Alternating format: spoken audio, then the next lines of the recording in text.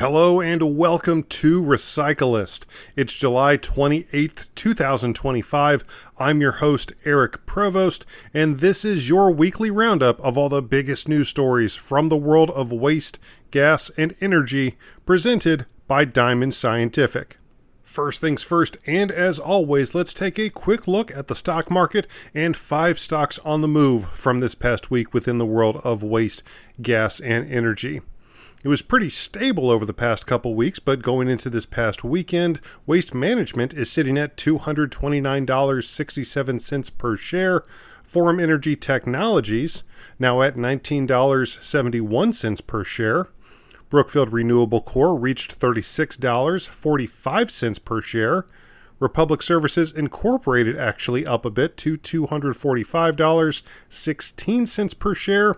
And Ranger Energy Services also up a bit themselves, now at $12.35 per share.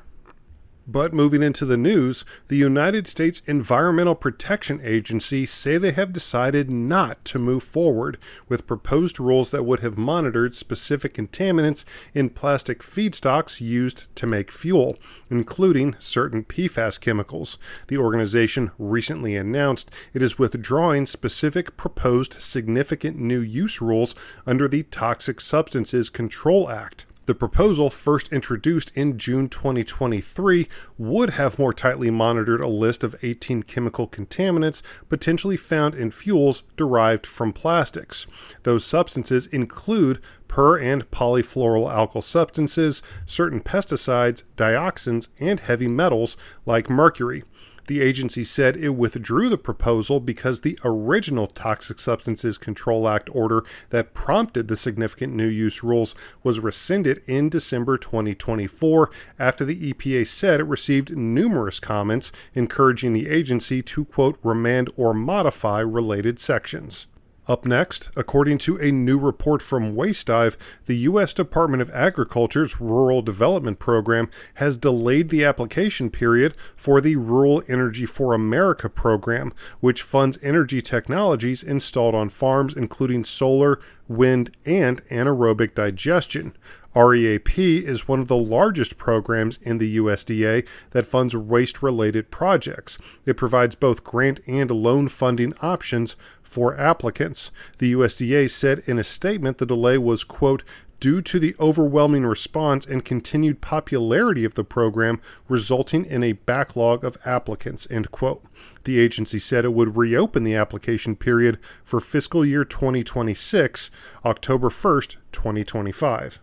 And next, Texas-based utility firm CPS Energy recently announced it has entered into an agreement with energy company Modern Hydrogen on a new project to explore the potential for increasing electricity grid resiliency and enabling cleaner power generation from natural gas.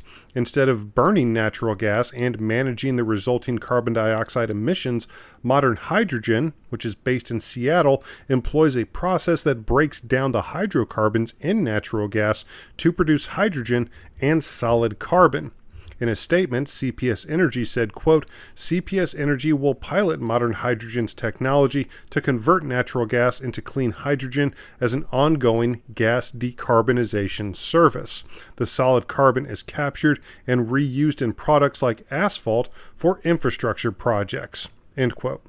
CPS Energy has over 950,000 electric and 389,000 natural gas customers in San Antonio and portions of 7 adjoining counties.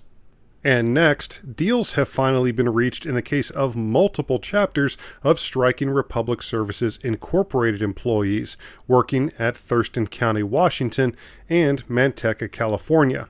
The new contracts secure a pay bump and expanded benefits for the workers. It also brought an end to picket lines extended out of solidarity to several West Coast markets, including Seattle and California's Bay Area. In a statement, Republic Services said it met its goal of achieving a, quote, fair and competitive agreement for the landfill workers. The company also said it was working with local officials to be, quote unquote, fully caught up on collections by the end of the week.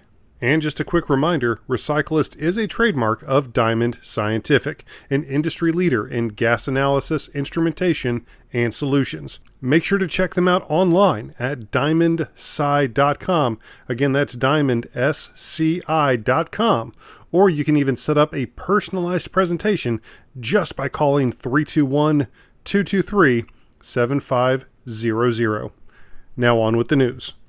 Indiana-based Sagepoint Energy LLC recently announced it has closed on the acquisition of Peoples LFG LLC, which currently operates as a landfill gas-to-electricity plant in Birch Run, Michigan.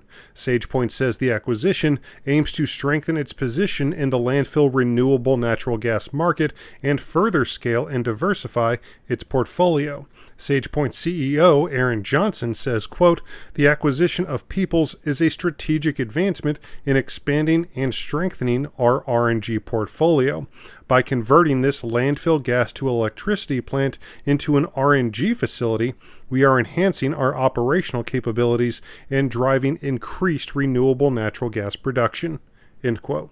Up next, in Florida, the Board of County Commissioners in Miami-Dade County voted this past week to reaffirm their commitment to building a new waste-to-energy facility for the county's garbage. They also tweaked county policy regarding where the facility would be located and how much waste it would likely be designed to accept. Former frontrunner locations, including the decommissioned Opelika West Airport and the Doral site where the county's previous refuse-derived fuel facility burned down, are now excluded from consideration for the new facility. The county also now requires that a waste-to-energy facility be at least half a mile from any residential area. The commissioners also voted to approve a goal to divert 40% of the county's waste from disposal and toward recycling and composting. Next, Clean Energy Fuels Corp announced the completion of a $29.5 million sale of investment tax credits through its joint venture, CEBP Renew, formed with BP Products North America Incorporated. The deal marks the third and final transaction tied to the company's portfolio of 6 operating renewable natural gas projects. The credits were generated by 4 of Clean Energy's dairy RNG facilities, Ash Grove, Marshall Ridge, VF Renewables, and Tricross, located in Minnesota, Iowa, and South Dakota, all in key U.S. agricultural regions.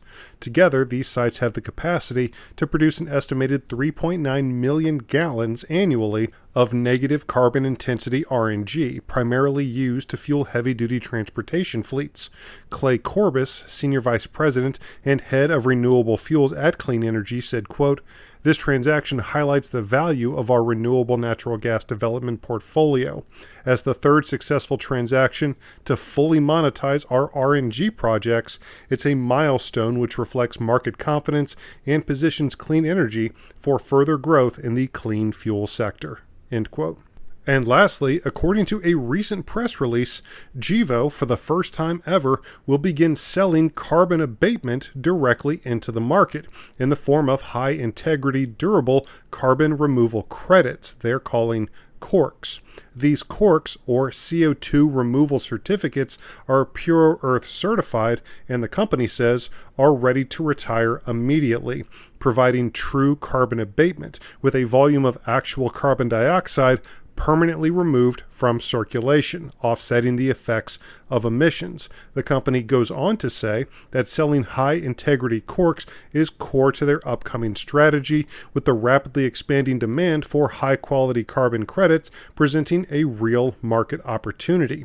CO2 produced by operations at GEVO's North Dakota ethanol production facility is currently being generated and sequestered through carbon capture and storage, delivering credits backed by real carbon removal. Alex Clayton, the Chief Business Development Officer for GEVO, says, quote, "These are real sales of credits for carbon dioxide removal that are being generated right now.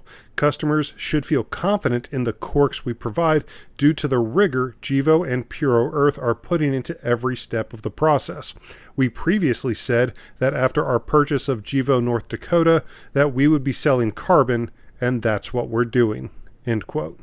And that will do it for your July 28th, 2025 news roundup, brought to you by Recyclist, a registered trademark of Diamond Scientific.